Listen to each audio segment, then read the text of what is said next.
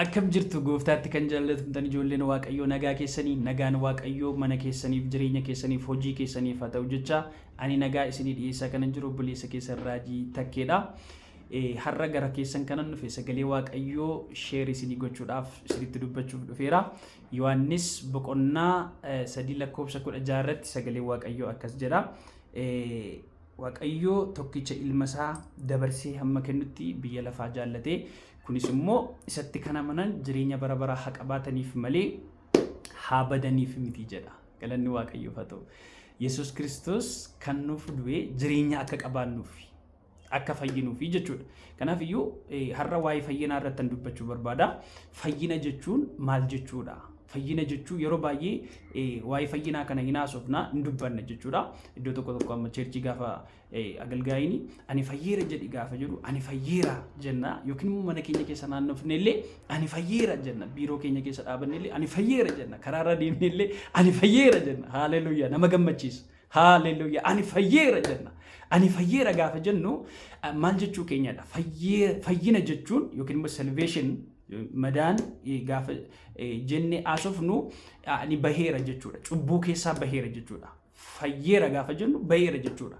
Fayyina jechuun bahuu jechuudha.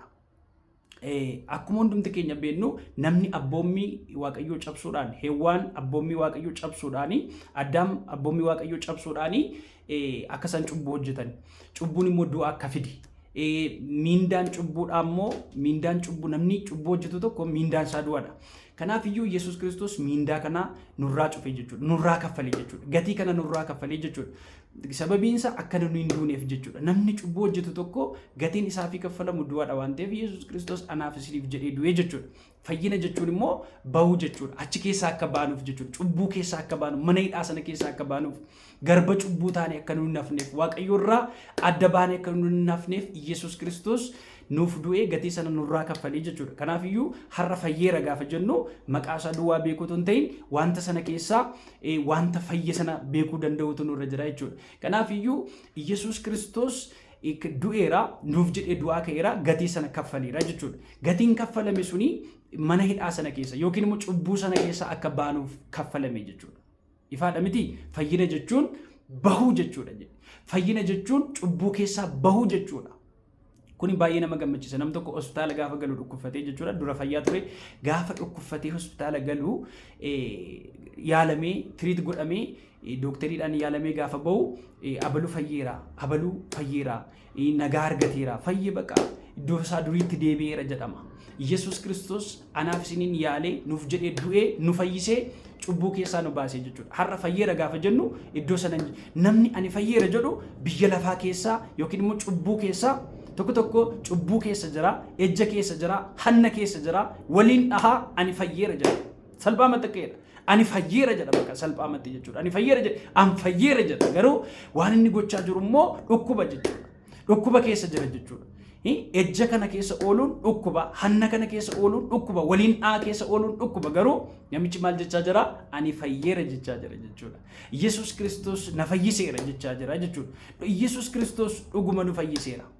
Nu fayyiseera garuu achi keessa akka jiraannuuf miti. Mana hidhaa durii sana kana cubbuu sana keessa akka jiraannu miti. Namni ani fayyeera jedhu karaa koo geeddareera. Yesuus duukaan jira jechaa jira jechuudha. Cubbuu keessaa baheera. Ejja keessaa baheera. Hanna keessaa baheera. Waliin dha'uu keessaa baheera. Obboleessa jibbuu keessaa baheera. Dhaloota miidhuu keessaa baheera. Soba keessaa baheera jechaa jira jechuudha. Ani fayyeera gaafa jedhu baheera jechuudha. Hiikumti fayyinaa fayyina jechuun bahuu jechuudha. Araara argachuu jechuudha. Irraa kaffalame jechuudha. Haleluuyaa. Haleluuyaa. Haleluuyaa. Haleluuyaa. Baheera jechuudha. Mana hidhaa sana keessaa bahee jechuudha. Namni cubbuu gaafa hojjetu jaallatee miti cubbuu kana hojjetu jechuudha. Maaliif hidhamee waan jiruuf? Cubbuun garba isa godhatee waan jiruuf, cubbuun isa moo'ee waan jiruuf himbii jechuu hin danda'u.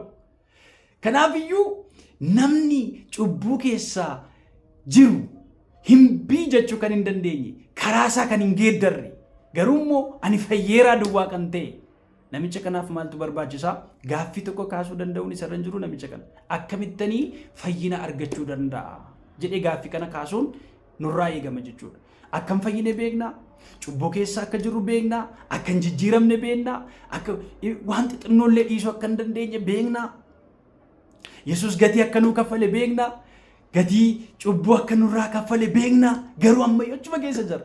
Kanaafuu gaaffii gaafachuutu barbaachisa. Akkamittan fayyina argachuu danda'a?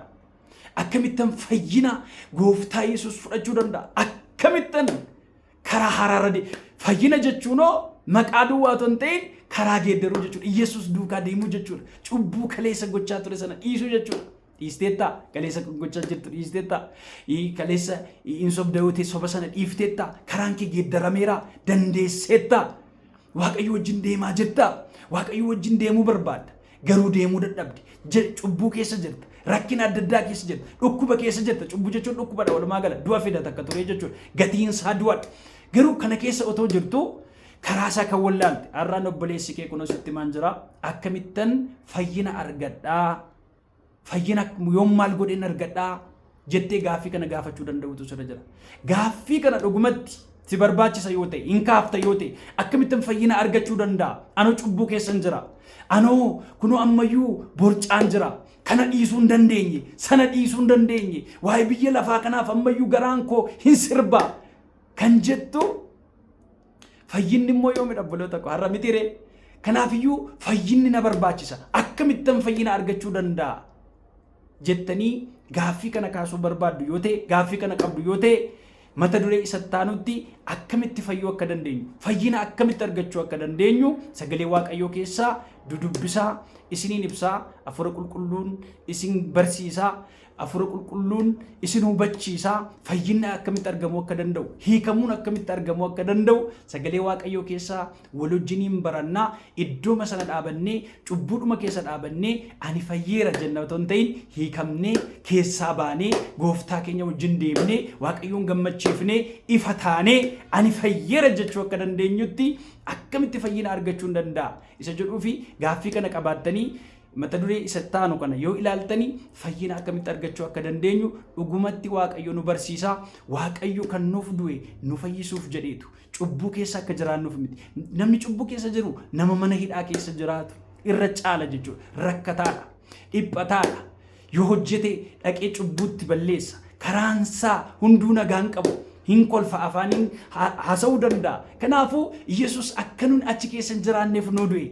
Garuume Yesuus si du'eera. Deebi'ee namni sirraa kaffalu hin jiru. Deebi'ee namni si du'u hin jiru. Achuma keessa jiraachaa ani fayyeera jenna yoo ta'e otoo waa hin fayyinaa nuun galiin ani fayyeera jenna yoo ta'e deebi'ee kan si du'u jira. Deebi'ee dhufee gatii kan si kaffalu jira hin jiru. Kanaafiyyuu mata duree dhufu akkamittiin fayyina argachuun danda'a.